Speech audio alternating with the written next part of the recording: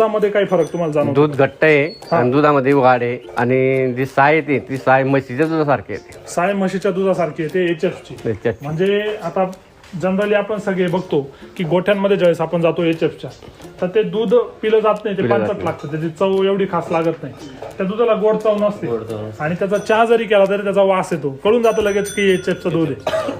परंतु सर असं सांगताय का त्याची जी साय आहे ती साय म्हशीच्या दुधा एवढी जाड आहे, म्हणजे त्याचा काय वाढला? फॅट. दुसरी गोष्ट, त्या दुधाची चव कशी लागते? एकदम चांगली लागते. म्हणजे साखर टाकून पिता का?